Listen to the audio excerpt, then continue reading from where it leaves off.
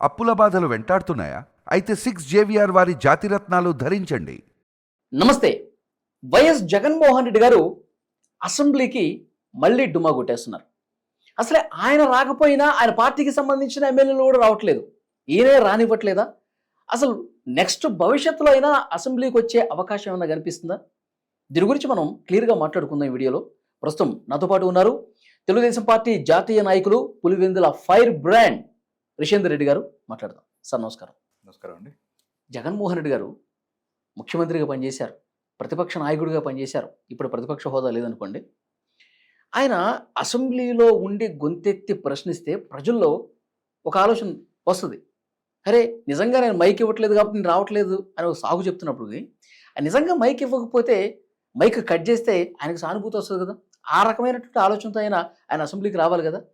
60 రోజులు కనుక రాకపోతే ఆయన అర్హత కోల్పోతాడు శాసనసభ్యుడిగా అని చెప్పి ఒక వార్త కూడా వస్తుంది. అయినప్పటికీ ఆయన ఎమ్మెల్యేలు రావట్లేదు. ఎలా చూస్తారు సార్? ఒక టీడీపీ నాయకుడిగా ప్రతిపక్ష హోదా లేనటువంటి వ్యక్తి కనీసం ప్రజల తరఫున 1% మాట్లాడాలని చెప్పి చాలామంది కోరుకుంటారు కదా. ఆయన ఎందుకని రావట్లేదు? మీకేమనిపిస్తోంది? దీన్ని బట్టి మీకేం అర్థమవుతా ఉంది? జగన్మోహన్ రెడ్డికి చట్టసభల మీద గౌరవం ఉండదా, ప్రజాస్వామ్యం మీద గౌరవం ఉండదా? మీరు అన్నారు జగన్మోహన్ రెడ్డి ఎదుగూరి సందింటి జగన్మోహన్ రెడ్డి ముఖ్యమంత్రిగా చేసినాడు, ప్రతిపక్ష నాయకుడిగా చేసినాడు. మీరు మర్చిపోయినారు, అంతకు ముందు పార్లమెంటు సభ్యుడిగా కూడా చేయడం జరిగినది.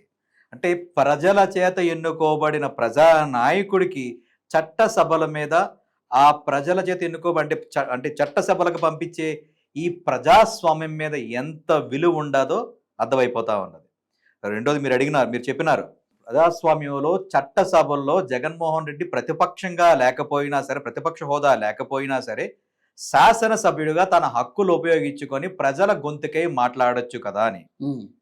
జగన్మోహన్ రెడ్డి ఎందుకు రావట్లేదనేది మీరు లోతుగా విచారించగలిగితే 2024లో ఈ 5 కోట్ల మంది ప్రజలు కూటమి ప్రభుత్వానికి అఖండమైన మెజారిటీ ఇచ్చి పరిపూర్ణమైన విశ్వాసంతో, బలంతో ఈ ఆంధ్ర రాష్ట్రంలో కూటమి ప్రభుత్వం బలంగా ఏర్పడడానికి కారణం ఆంధ్ర రాష్ట్రంలో 5 కోట్ల మంది ప్రజలు, 164 మంది ఎమ్మెల్యేలని ఈ రోజు కూటమి దాంట్లో ప్రభుత్వం ఏర్పడి అంత బలంగా ఏర్పడిందంటే గడిచిన 15 నెలల్లో ఆంధ్రప్రదేశ్ ప్రభుత్వం ఎంత అద్భుతంగా పనిచేస్తుంది అనేది నిదర్శనం.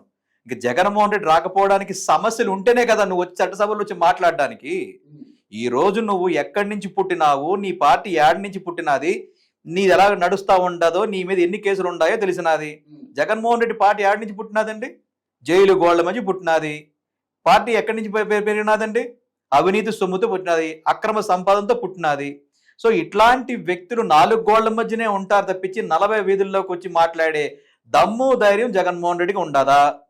రెండోది, జగన్మోహన్ రెడ్డి ఎప్పుడు కూడా, మీరు ముఖ్యమంత్రిగా ఉన్నప్పుడు కూడా మేము చూసినాం, ఎప్పుడైనా సరే పరదాలు లేకుండా జనాల మధ్యలోకి వచ్చినాడా? అది మీరు చెప్పగలగాలి ఈ ఆంధ్ర రాష్ట్ర ప్రజలకి. అంటే జగన్మోహన్ రెడ్డికి ఒక భయం, ఒక ఫోబియాతో తిరగతా ఉన్నాడు. గడిచిన 15 నెలల్లో కూడా కూటమి ప్రభుత్వం సుపరిపాలన బ్రహ్మాండంగా చేస్తా ఉంది. గౌరవ నారా చంద్రబాబు నాయుడు గారు ముఖ్యమంత్రి యొక్క సారథ్యంలో కూటమి ప్రభుత్వంలో ప్రతి మంత్రివర్యులు 5 కోట్ల మంది ప్రజలకి ఏమేమి కావాలో అనే దాని మీద మా యొక్క 164 మంది ఎమ్మెల్యేలు కానివ్వండి, ముఖ్యమంత్రి గారి సారథ్యంలో ఈరోజు ప్రభుత్వం ముందుకు పోతా ఉంది. గడిచిన 15 నెలల్లో దేశంలో ఏ రాష్ట్రం చూసుకున్నా కూడా మీరు కంపేర్ చేసుకుంటే గనక మన ఆంధ్ర రాష్ట్రంలో జరుగుతున్న సంక్షేమాలు ఏ రాష్ట్రంలోనైనా జరుగుతూ ఉండాయా? 1వ తారీఖు కల్లా ఎన్టీఆర్ భరోసా ద్వారా మన పెన్షన్ ఇవ్వడం జరుగుతూ ఉండదు. ప్రతి 1వ తారీఖుకి ప్రతి ఒక్క ఉద్యోగస్తుడికి జీతాలు జమ చేయడం జరుగుతూ ఉండదు. నిధులు ఆగట్లేదు. మనకి జరగాల్సింది, మన యొక్క ఎజెండా ఏది? ఒక కుటుంబ ప్రభుత్వం ఎజెండా ఏంది? మనకి నిధులు రావాలి అంటే సంపాదన సృష్టించగలగాలి. మన ముందు మన క్యాపిటల్ సిటీ కట్టుకోగలం, మనకు రాష్ట్ర రాజధాని కావాలి, రైతులకు నీళ్లు కావాలి. దాని ఉద్దేశంలోనే పోలవరం ప్రాజెక్ట్ పూర్తి అనడం జరుగుతూ ఉంది. పోలవరం ప్రాజెక్టు కనుక పూర్తి అయితే కనుక ఎగువ నుండే వంశధార నుంచి దిగువ నుండే తెలుగు గంగ వరకు ప్రతి ఎకరానికి నీళ్లు పోతా ఉంటాయి. రాయలసీమ ద్వారా, రాయలసీమతో కలుపుకుంటే మాకు రాయలసీమ ప్రాంతానికి కూడా ప్రతి ఎకరానికి నీళ్లు వస్తూ ఉంటే రైతు అనేవాడు ఎంత ఆనందంగా ఉంటాడు. అంటే ఆంధ్రప్రదేశ్ మనదొక హార్టికల్చర్ హబ్గా తయారవడానికి ప్రధాన భూమిగా పోలవరం ప్రాజెక్ట్ పూర్తి అవుతా ఉంటుంది. గత ప్రభుత్వంలో పోలవరం ప్రాజెక్టు మనం 72% పూర్తి చేస్తే కనుక 2018-2019 పూర్తి చేస్తే తర్వాత జగన్మోహన్ రెడ్డి ప్రభుత్వం వచ్చిన తర్వాత ఆ యొక్క ప్రాజెక్ట్ ని ఎంత అటకెక్కించినారో కూడా చూసినాము. క్యూసిక్ అంటే ఏంటో తెలియదు, టీఎంసీ అంటే తెలియని ముఖ్యమంత్రి ఉన్నాడు. అలాగే ఒక నోటి పారుదల శాఖ మంత్రిగానే ఉన్న వ్యక్తులు కూడా ఆ ప్రభుత్వంలో మనం చూడడం జరిగింది. అదృష్టవశాత్తు ఆంధ్ర రాష్ట్ర ప్రజలు ఒక మంచి మ్యాండేట్ ఇచ్చినారు కాబట్టి ఈ రోజు పరుగులు తిరుగుతా ఉంది. ఆంధ్ర రాష్ట్ర ప్రజలు ప్రతి ఒక్కరూ సుఖంగా ఉండారు. ఏ సమస్య ఉందని చెప్పి జగన్మోహన్ రెడ్డి అసెంబ్లీలోకి వస్తాడు. సార్, చంద్రబాబు నాయుడు గారికి ఎంత సమయం ఇస్తే నాకు అంత సమయం ఇస్తే నేను రేపటి నుంచి అసెంబ్లీ ఏ అర్హత ఉంది first of all Jaganmohan Reddy అది అడగడానికి? ఇదే ప్రశ్న ఇదే ఆంధ్ర రాష్ట్ర ప్రజలను అడగమని చెప్పండి. ఇదే ఆంధ్ర రాష్ట్ర ప్రజలు నిజంగా గనక ప్రతిపక్షం ఇస్తే గనక నువ్వు మాట్లాడాలనుకుంటే నీకు ప్రతిపక్ష హోదా కూడా నువ్వు పనికిరాని వాడు అని చెప్పేసి ఈ యొక్క జగన్మోహన్ రెడ్డిని పక్కన పెట్టేస్తే చంద్రబాబు నాయుడు గారితో ఒక రాష్ట్ర ముఖ్యమంత్రితో నీ పోలికేందయ్యా? రాష్ట్ర ముఖ్యమంత్రి గారు ఈ శాసనసభ పక్ష నేత, వారికి ఆ యొక్క సంఖ్యాబలం ప్రకారము చట్ట ప్రకారమే ఎంత టైం అవకాశం ఇవ్వాలనేది సభాపతి మీద ఆధారపడి ఉంటుంది, చట్టసభల మీద ఆధారపడి ఉంటుంది. ఈ రోజు రూల్ నువ్వు రాయడమో ఇంకోటి రాయడమో కాదు. నీకు తెలీదా నీకు ఎంత పర్సెంటేజ్ ఉంటే నీకు ప్రతిపక్ష హోదా వస్తుందో? ఇదే ప్రతిపక్ష హోదా నువ్వు ప్రజలను అడుక్కోపోయేసి ప్రభుత్వాన్ని అడుక్కున్నావు అంటే నువ్వు ఎంత దిక్కుమాలిన పరిస్థితిలో ఉన్నావు అని అర్థమవుతా ఉంది. ప్రజలకు భయపడి ఈరోజు చట్టసభలకు రావట్లేదు, నువ్వు పిల్లివి. ఈ రోజు అంటే నిజంగా చెప్పాలంటే జగన్మోహన్ రెడ్డి అనేవాడు ఒక పిల్లి. నీకు ఆ భయం ఉంది కాబట్టి ఈ రోజుకి కూడా నువ్వు చట్టసభల్లోకి రావట్లేదు. నాకు మైక్ ఇవ్వట్లేదు అని అంటా ఉన్నావు.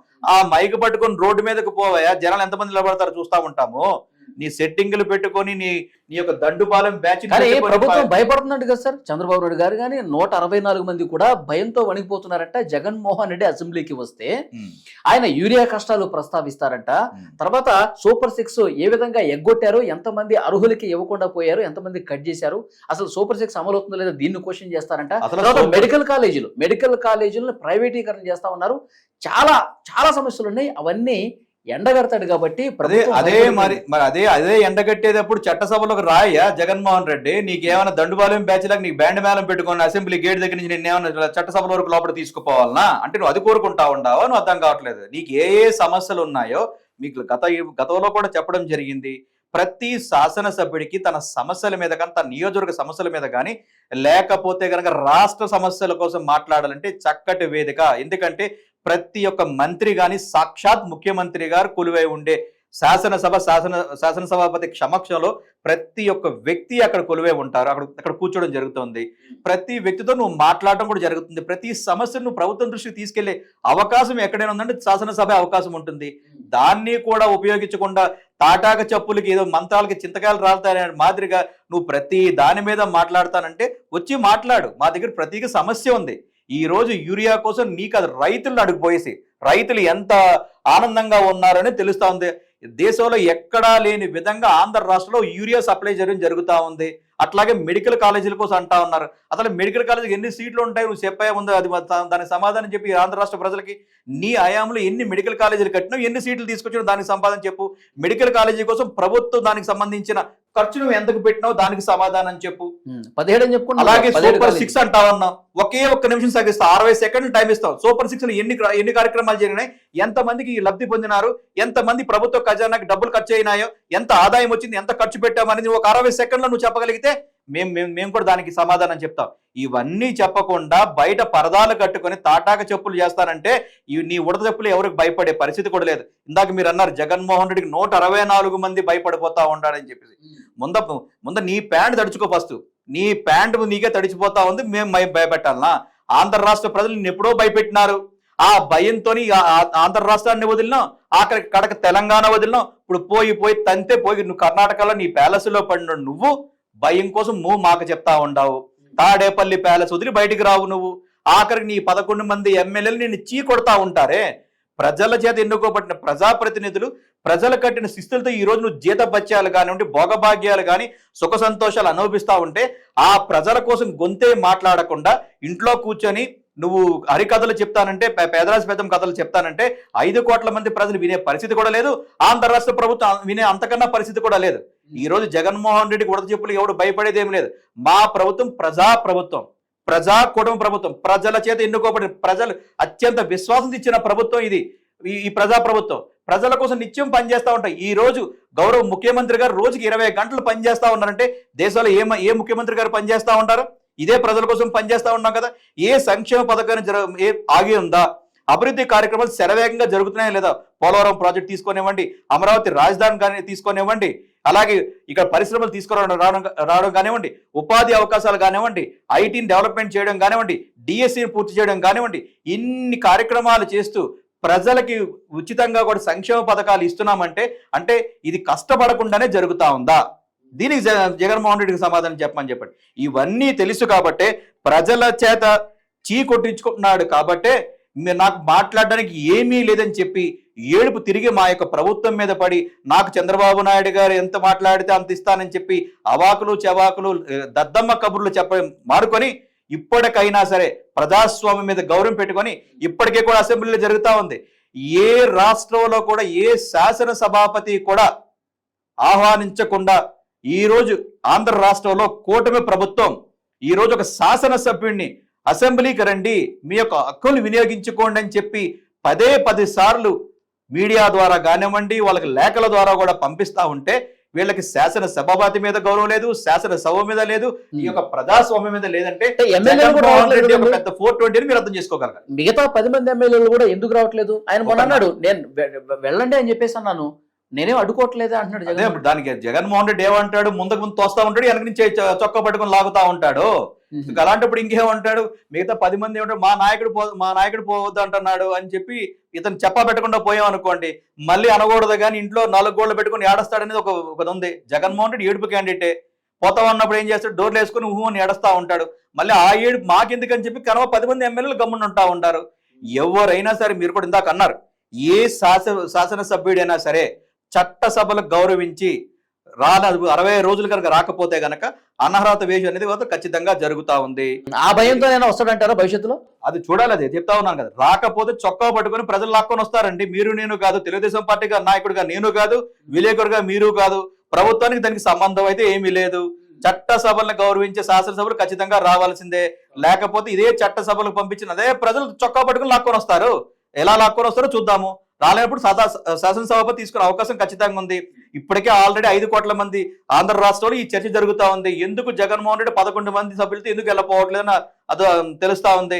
శాసన మండలిలో మాత్రం డ్రామాలు ఆడడానికి ఆ దండుబారిన బ్యాచ్ ని పంపిస్తా ఉంటాడు, ఎగువ సభ పంపిస్తాడు, శాసనసభ మాత్రం పంపించడం దిక్కుమాలోడు. అంటే దాన్ని బట్టి మీరు అర్థం చేసుకోగలి ఎంత పిరికి సన్నాసి ఈ రోజు పర్సనల్ అటాక్ ఎందుకు వెళ్తున్నారు? పర్సనల్ అటాక్ ఏమి లేదండి. శాసనసభ్యుడిగా మాజీ ముఖ్యమంత్రి రాష్ట్రాన్ని ఎంత కొల్లగొట్టాడు మీకు తెలుసు. ఆంధ్ర రాష్ట్రాన్ని తీసుకెళ్లి అప్పుల పాలు చేసినాడు, ఆంధ్ర రాష్ట్రాన్ని తీసుకెళ్లి అదోపాలు చేసినాడు, ఆంధ్ర రాష్ట్రం తీసుకెళ్లి గంజాయి రాష్ట్రంగా చేసినాడు, ఆంధ్ర రాష్ట్రం తీసుకెళ్లి డ్రగ్ కేంద్రంగా చేసినాడు, ఆంధ్ర రాష్ట్రం తీసుకెళ్లి. మీ నాయకుడు చంద్రబాబు నాయుడు గారు కూడా చాలా స్పష్టంగా చెప్తున్నారు పర్సనల్ అటాక్. మీరు ఇక్కడ మాకు పర్సనల్ అటాక్స్ ఏమీ లేదు.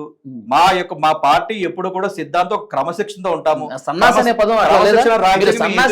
క్రమశిక్షణ రాజ్యాంగం ఎప్పుడు మాట్లాడలేదు. ఇదే జగన్మోహన్ రెడ్డి మా యొక్క ముఖ్యమంత్రి కానీ ఈ శాసనసభాపక్ష నేతని ఏ విధంగా అన్నాడు మీరు గత రికార్డులు కూడా మీరు తీసుకోవాలి. అంటే ఆయనకు ఒక రూలు మాకొక రూలునా? ఇది కూడా మీరు చెప్పగలగాలి కదా. మరి ఈ రాష్ట్ర ముఖ్యమంత్రి వారిని ఎంత అవహేళనగా మాట్లాడుతారో మీరు ఎప్పుడైనా గమనించారా? ఈ రోజుకి కూడా మేము జగన్మోహన్ రెడ్డి గారని పిలుస్తాము. మరి ఏ రోజైనా సరే ఇదే జగన్మోహన్ రెడ్డి గౌరవ చంద్రబాబు నాయుడు గారిని గౌరవ ముఖ్యమంత్రి గారు ఏ రోజు ముఖ్యమంత్రిగా సంబోధించినాడా లేకపోతే గౌరవాన్ని సంపాదించినారా? మరి అలాంటి వ్యక్తికి మేము మర్యాద ఇవ్వాలనేది మీరే చెప్పండి. దయచేసి మీరే చెప్పగలిగితే మా తప్పుంటే మేము కరెక్ట్ చేసుకుంటాం. మా పార్టీ సిద్ధాంతం అది. మేము ఒక క్రమశిక్షణ గల వ్యక్తితో మేము అండర్లో మేము పనిచేస్తూ ఉంటాం. మా నాయకుడు ఎప్పుడూ కూడా మీడియాలో మాట్లాడుతున్నప్పుడు కానీ బయట మాట్లాడుతున్నప్పుడు కానీ ఎప్పుడూ కూడా విచక్షణ కోల్పోదని చెప్పడం జరిగింది. ఆ విచక్షణతో మేము మాట్లాడుతూ ఉంటాం. కొన్ని సందర్భాల్లో ఈ జగన్మోహన్ రెడ్డి చేసిన వెక్కిలి చేష్టలు కానీ వెక్కిలి మాటలు కానీ మాకు ఖచ్చితంగా ఉక్రోషం తెప్పిస్తూ ఉంటాయి. ఓకే, దానికి మేము మానవులం. మేము దానికి కొన్ని విధాలుగా ఇతను ఎంత ఆపుకున్నా కూడా మమ్మల్ని రెచ్చగొట్టే విధంగా మాట్లాడతానంటే కొన్ని సందర్భాల్లో మేము క్రాస్ అవడం జరుగుతూ ఉంటది. ఇదే మాట మీరు కూడా జగన్మోహన్ రెడ్డి గారికి చెప్పగలగాలి. అయ్యా నువ్వు మాట్లాడుతున్నప్పుడు ఎటువంటి అదే రిఫ్లెక్షన్ ఇస్తారని చెప్పి. సో వారిని బట్టి మా భాష కూడా ఉంటుందని మీరు అర్థం చేసుకోగలగాలి. చూద్దాం సార్, భవిష్యత్తులో అయినా ఆయన అసెంబ్లీకి వస్తాడా, చర్చలో పాల్గొంటాడా లేదో చూద్దాం. పాల్గొనాలని మేము కోరుకుంటా ఉన్నాం. పాల్గొలేకపోతే కనుక ప్రజలు తీసుకొచ్చే పరిస్థితి ఉంటుంది. ప్రజలు ఆల్రెడీ 11 సీట్లకు పెట్టినారు. నెక్స్ట్ టైం ఇదే అసెంబ్లీకి రాకపోతే తీసుకెళ్లి పర్మనెంట్ గా ఇంట్లో పెడతారు. ఆ ఇంట్లో తీసుకెళ్లి జైల్లో కూర్చోబెట్టే పరిస్థితి ఖచ్చితంగా ఉంటా ఉంది. చూద్దాం sir. Thank you very much. నమస్కారం.